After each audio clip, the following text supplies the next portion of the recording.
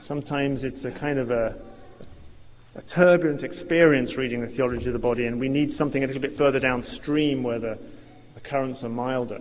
There would be four, off the top of my head, sources that I would clearly recommend.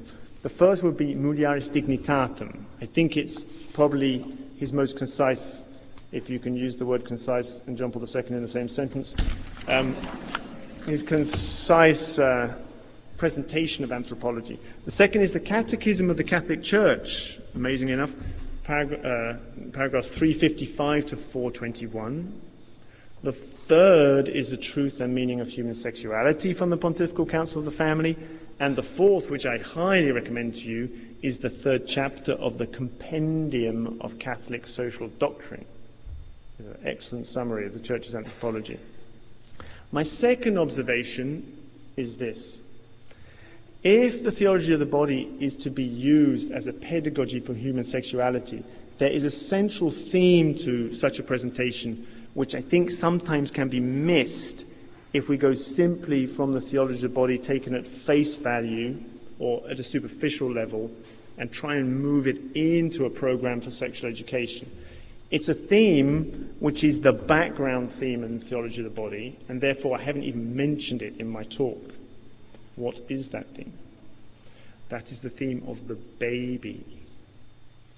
I think in any adequate presentation of human sexuality, the baby, the fruit of sexual union, needs to come very much into the foreground. Why? Because sexuality is most impressive, and I think this is true for young people, when it's understood as a power to generate another human being.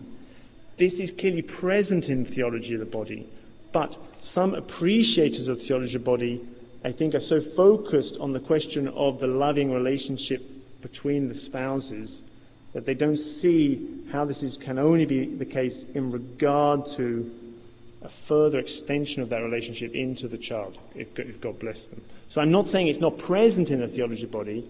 I'm saying some appreciators of the theology of the body can sometimes maybe subtly miss that. My third point would be, what is the heart of the pedagogy when theology of the body is understood as a pedagogy? Well, in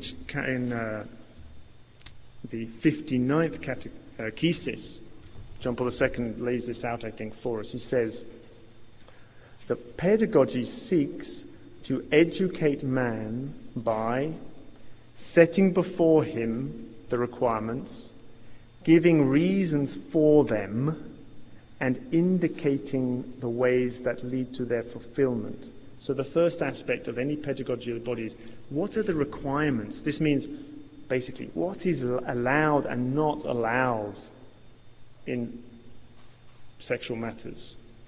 The second is giving reasons for them. And I think that most of us have come to appreciate theology of the body very much at this level. Theology of the body gives cogent and penetrating reasons for the Church's teaching on sexuality, which otherwise can seem unreasonable.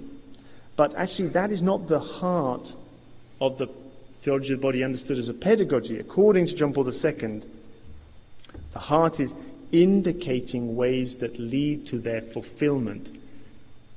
You can and cannot do this.